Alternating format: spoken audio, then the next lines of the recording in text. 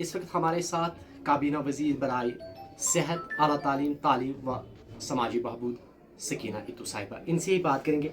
Ma'am, आपका बहुत बहुत शुक्रिया। सबसे पहले हमारी तरफ से आपको ढेर सारी मुबारकबाद। बहुत बहुत शुक्रिया आप सब, क्योंकि इतने मुश्किल हालात में इन 8-9 बरसों में जो काम किया है, जो लोगों के मसाइल मुश्किलात हैं, कोशिश की कि उन मसलों को उजागर करे, लोगों तक पहुंचाएं, उसमें आपका भी रोल रहा। आप सबका बहुत बहुत शुक्रिया, थैंक यू। मैम, क्योंकि चैलेंजेस बहुत सारे हैं और इन 10 सालों में जब भी मैंने आपसे बात की और आप बार बार कहती थी कि अगर मैं बात करूं हेल्थ सेक्टर के हवाले से या तालीम के हवाले से, शायद अल्लाह ने सुनी और ये 2 महकमे आपके हिस्से में आई। किन चैलेंजेस का सामना है और क्या मंसूबे आपके पास? ये सही बात है। हेल्थ सेक्टर में जब हम बात करते हैं तो मुझे खुद ज़ाती तौर लगता है कि हेल्थ सेक्टर में हमारा फेलियर है। हेल्थ सेक्टर इतना इम्पॉर्टेंट डिपार्टमेंट है।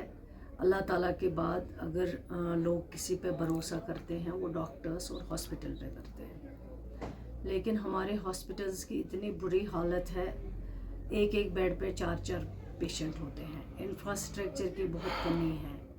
डॉक्टर्स जहाँ 10 होने चाहिए वहाँ 1 डॉक्टर है। पैरामेडिकल स्टाफ की बहुत ज़्यादा कमी है। आपको कभी इंजेक्शन के लिए वहाँ कोई स्टाफ नहीं मिल पाता है। टेस्ट करने होते हैं, वो पेशेंट दरबदर हो जाते हैं। इसलिए बहुत मुश्किलें हैं। बहुत टफ जॉब है ये, चैलेंजिंग जॉब है ये। इसी तरह एजुकेशन सेक्टर में भी इंफ्रास्ट्रक्चर हमारे पास नहीं है, रैशनलाइजेशन नहीं है। जहाँ बच्चे 100 हो वहाँ 2-4 टीचर हैं, जहाँ 100 टीचर हैं वहाँ बच्चे हमारे पास 10 या 12 हैं। तो है तो ये बहुत चैलेंजिंग जॉब, लेकिन इंशाल्लाह जो इन सेक्टर से, चाहे हेल्थ सेक्टर से जो वाबस्ता हैं, चाहे जो हेल्थ सेक्टर में काम कर रहे हैं अभी, चाहे एजुकेशन सेक्टर से जो हमारे तालीम याफ्ता इंटेलेक्चुअल्स जो हैं, तजुर्बेकार लोग हैं, उनसे भी बैठ के मशवरा करके इंशाल्लाह मुझे यकीन है, मुझे भरोसा है, हमारी नीयत साफ़ है, हम लोगों के लिए करना चाहते हैं कंट्रीब्यूट, और इंशाल्लाह हम ज़रूर करेंगे। मुश्किल है लेकिन नामुमकिन नहीं है।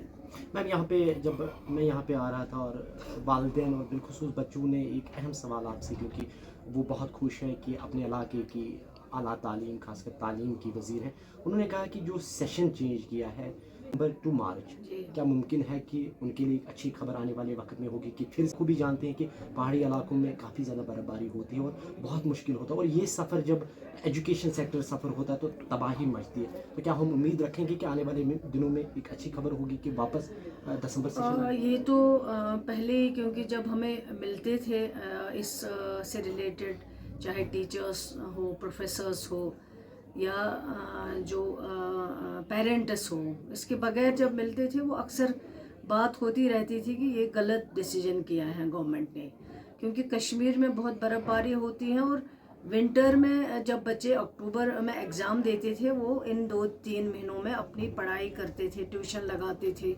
जहाँ भी जाते थे, दिल्ली जो हो वहाँ से वो अपनी जो 3 महीनों की मेहनत वो आगे के लिए करते रहते थे।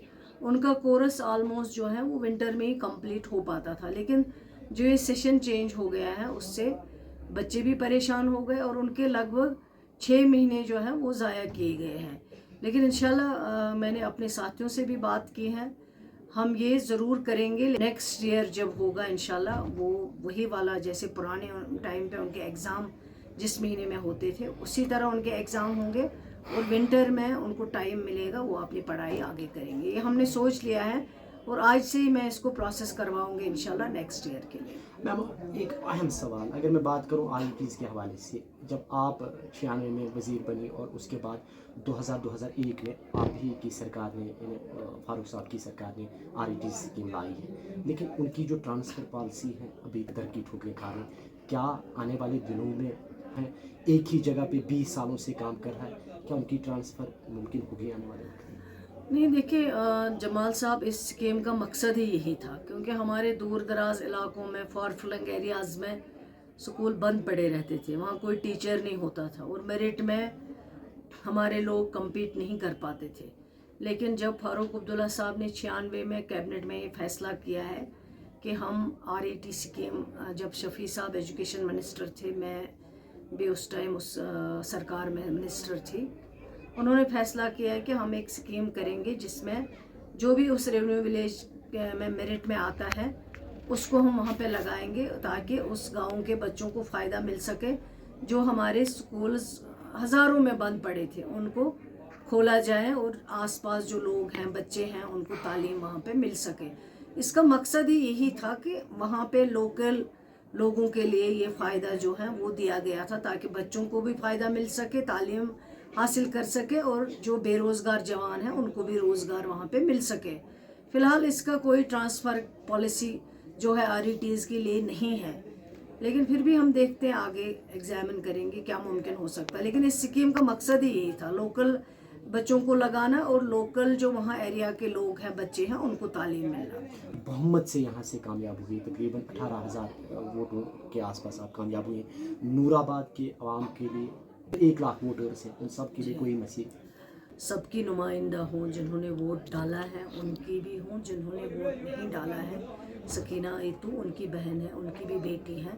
اور میری یہی گزارش ہے، جو 1,00,000 ووٹر ہیں نور آباد کا، میں ان کو یہی کہنا چاہتی ہوں کہ آپ لوگوں نے میرا بہت سپورٹ دیا، میرا بہت ساتھ دیا ہے.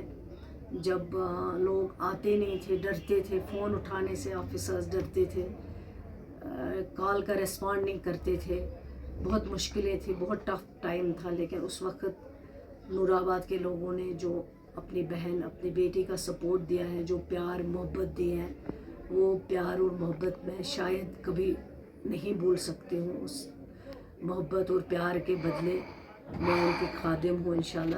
اور جہاں پہ بھی ان کو میری ضرورت ہے، جہاں ان کو لگے گا کہ میں یہاں پہ ان کی مدد کر سکتی ہوں، ان کے لیے میں بالکل تیار ہوں. اور میں کوشش کروں گی کہ جتنا مجھ سے ممکن ہوگا، جتنا پاسبل ہوگا، میں ان لوگوں کی مدد کر سکوں اور ٹرانسپیرنسی سے، شفافیت سے میں ان کے لیے کام کر سکوں. اور جو یہ محبت پیار انہوں نے مجھے دیا ہے، پہلے تو اللہ تعالیٰ کی مہربانی، اس کے بعد جہاں آج میں ہوں، نور آباد کے لوگوں نے، ان ووٹروں نے، ان میرے جوان بھائیوں نے، ان بہنوں نے جو گھر چھوڑ کے نکلتی تھی، ان بزرگوں نے جنہوں نے مجھے کبھی ایتو صاحب کی کمی محسوس نہیں ہونے دی، یہاں تک پہنچایا. اس کے بعد میری لیڈرشپ، عمر عبداللہ صاحب، قادساری ڈاکٹر فاروق عبداللہ صاحب، اور میری پارٹی نے مجھ پہ جو بھروسہ کیا ہے، اعتماد کیا ہے، میں کوشش کروں گی یہ سارا بھروسہ، اعتماد جو ہے اس میں پورا اترنے کے لیے. میم سوالات بہت سارے ہیں، لیکن کچھ ہی دن آپ کو ہوئے ہیں اور کچھ ہی دن سرکار کو بھی بنی ہوئی ہوں گی.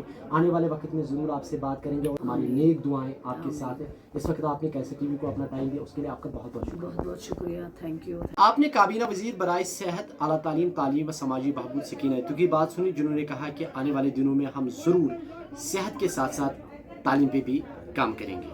فیاض جمال بٹ، کیسٹ TV، DH پورہ، کلگام.